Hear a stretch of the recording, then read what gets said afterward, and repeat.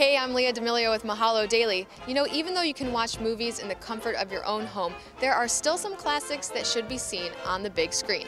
So we came down to the American Cinematheque's Egyptian Theater in Hollywood, California to find out more about screening the classics.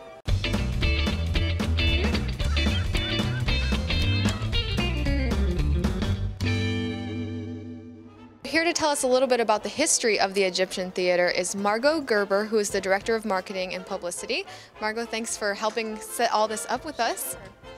Tell me a little bit about the history of the Egyptian. The Egyptian Theater is the home of the very first Hollywood movie premiere. Back in 1922, when Sid Grauman first opened the doors, there really weren't other movie palaces on the boulevards. So when he did his opening night, which was a screening of Robin Hood starring Douglas Fairbanks, that was considered the first Hollywood movie premiere. Tell me a little bit about the history of American Cinematheque and what your mission is.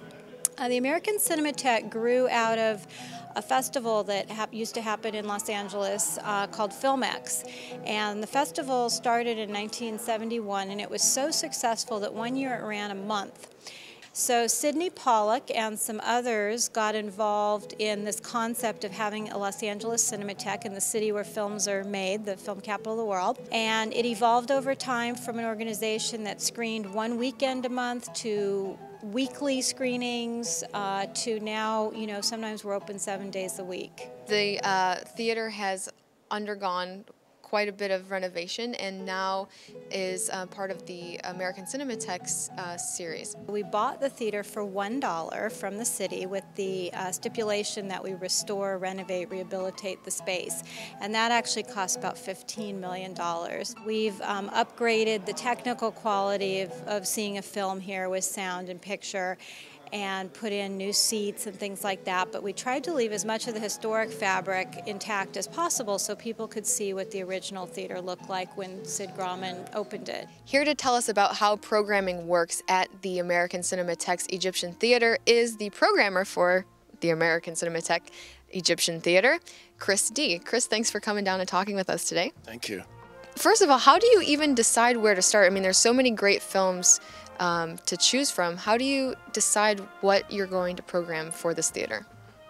Well, the way I started here was I originally came in as kind of an assistant programmer for the original programmer, Dennis Bartok, who had been programming for the American Cinematheque way before they were headquartered at the Egyptian Theater.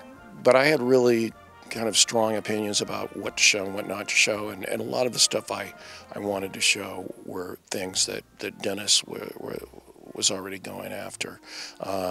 Not only classic American films all the way back, going back to the 30s, or you know, even the silent era, through the contemporary time period, but also films from all over the world.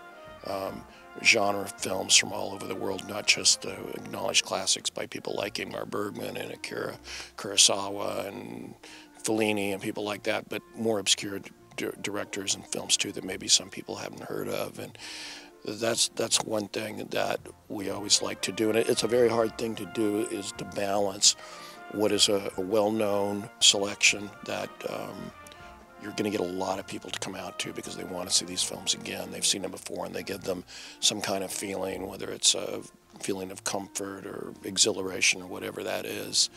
They want to see them again on the big screen. Now, sitting to my left is Alan K. Rohde, who is a writer and co-programmer for American Cinematheque at the Egyptian.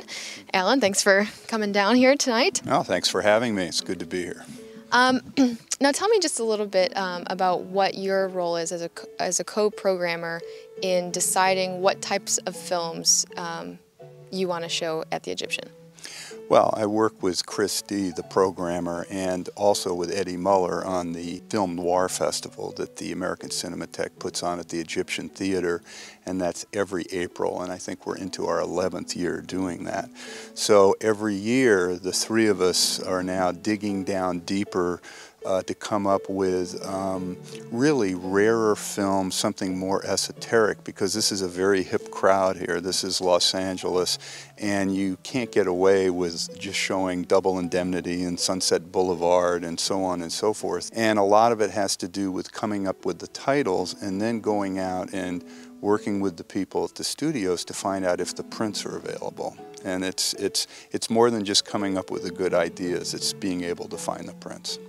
Are there some prints that are more difficult to get than others? One of the things that I do is I'm a director of the Film Noir Foundation that Eddie Muller, myself, and a few other people founded about 4 years ago. And we work with the studios to try to convince them that it's a win-win to locate prints or strike new prints. In fact, we recently funded with the UCLA Film and Television Archive a restoration of Joe Losey's 1950 film, The Prowler, which was screened up at our Noir City Festival that we put on up at the Castro Theater in San Francisco last January. But some prints, the rights have changed over the years. Quite frankly, the rights holders in the studios back 25, 30 years ago and farther back didn't treat these prints like the gems that they were, and a lot of things have gotten either destroyed or lost, and so you have to go and look for them.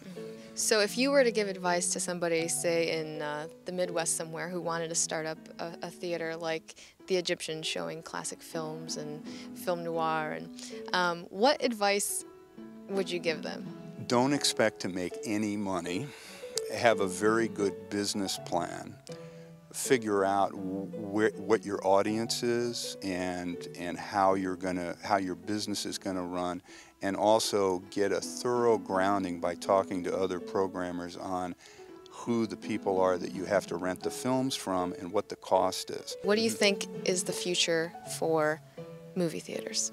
I think the question is, what type of movies are we going to be watching? Are they going to be 35 millimeter? Are they going to be digital? Or eventually I think they're going to be downloaded on a big screen. But I think the enjoyment of sitting in the dark watching a movie designed to be shown on the big screen, I don't think that's going to leave us anytime soon. At least I hope not. So come on down to the Egyptian, buy some popcorn, and see a classic film at a historic theater. For Mahalo Daily, I'm Leah D'Amelio. We'll see you next time.